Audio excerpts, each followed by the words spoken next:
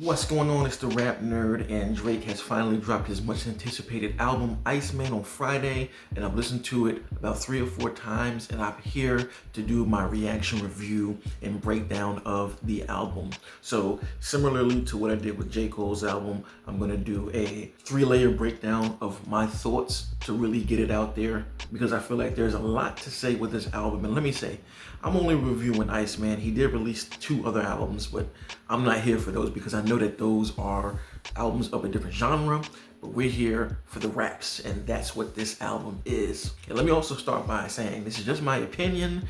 If you don't agree, it's fine. No need to be in the comments ridiculing me or going crazy, all right? This is just my opinion like everybody else's. And hey, if you still hate or call me a hater, so be it. Thanks for watching in advance. So my first layer here is just talking about the music itself. And from that standpoint, I think it's pretty good. You know, I even enjoy it more than I have a lot of the past Drake records, because for one, it's all rap. And we know that Drake is an artist who can do many different genres in one, and he'll have other genres sprinkled in to kind of break up the sound of rap.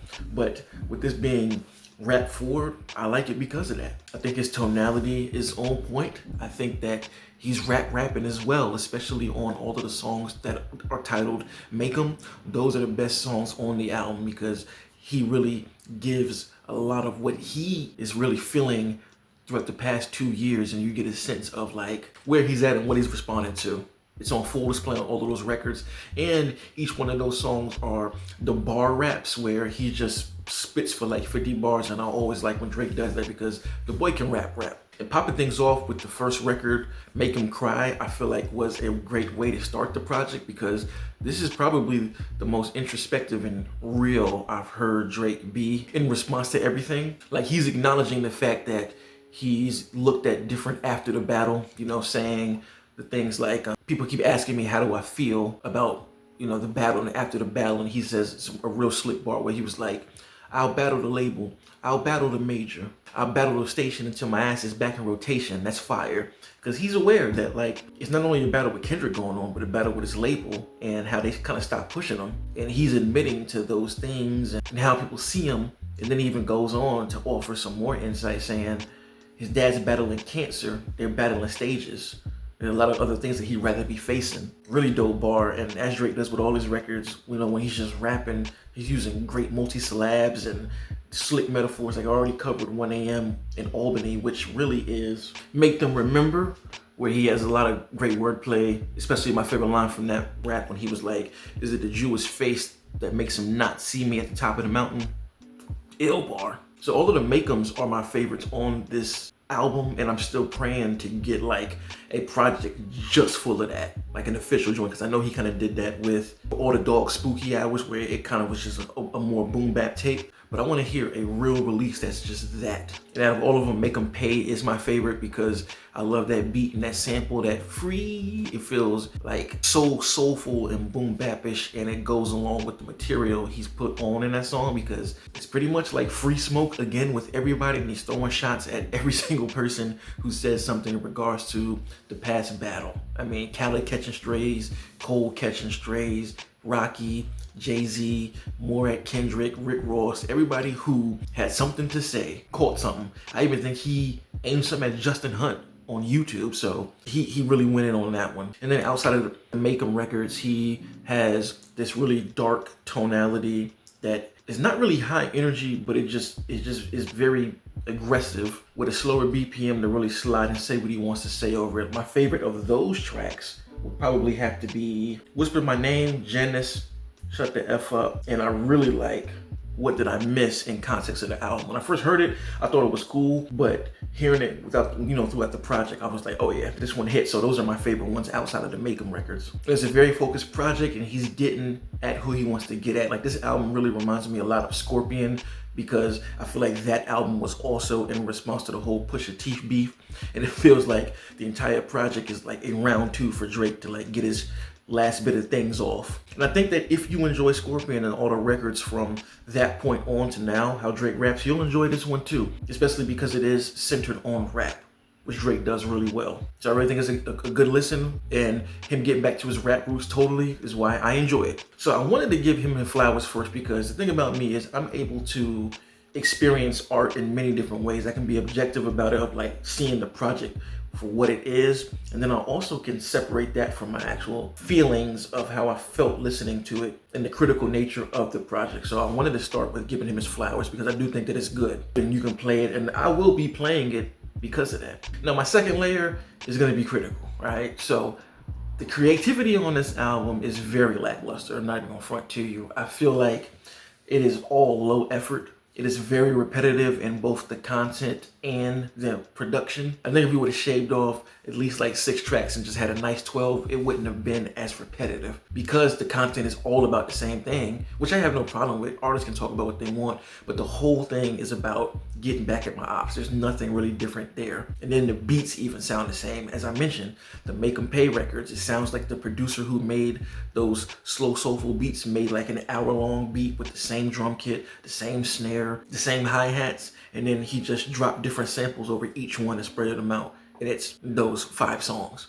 The same goes with the records that aren't the Make 'em Pays. It sound like the same producer made one long 2-hour beat using the same drum kit, hi-hat, beats per second, and just changed the synthesizers up. And maybe it dropped a little sample in there, here and there, to differentiate themselves.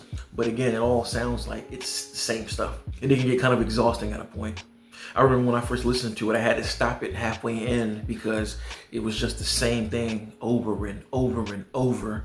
And again, I have no issue with wanting to tackle this or using that sound, but I want to hear more effort creatively, because my favorite album from Drake is If You're Reading This Too Late, and that album sonically has a very focused sound, and a lot of the beats are similar in that record. But when you look at the lyricism and the delivery and the execution of it, things vary quite a bit vocally. I mean, he starts out with Legend, which is him doing like this slow harmonizing type rapping, and the pace is very slow. Then it jumps right into Energy, completely shifting the feel of the album. And granted, look, I'm only comparing Drake to Drake, all right? I'm not comparing him to any other artist. This is me keeping it a band within what he has done and what I expect and what I've seen him do. And he's way more artistically creative than this. Like, it almost made me feel like he put some of the records from Habitat and made them honor on here to help break the sound up to give me different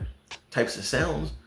But with it being so concentrated and similar, you start to feel like we're beating a dead horse creatively. Again, I gotta say that, because I have no issue with his content. He can talk about what he wants to talk about, but just be creative, man. Like, I honestly haven't heard much growth in Drake artistically in at least 10 years. It's been the same stuff, and I feel like he's gotten to a point where he found a formula that works. He just rolls with that. And I can't blame him because he makes a lot of bread off of streams and all that. But as a fan of Drake, who has been around since the comeback season, I would like to hear more effort creatively on a project overall, not just spurts here and there. Because again, you can hear it in the Make 'em records where he is putting effort into the lyrics, but the content is the same. So that for me is a good segue to the third layer, right? When I first listened to this album, I kind of was a little bit off, but just like, yeah, I can admit that this sounds good and it's good rapping, but what is it about it that's still not like tapping into my soul? You know what I mean? And then I started going on a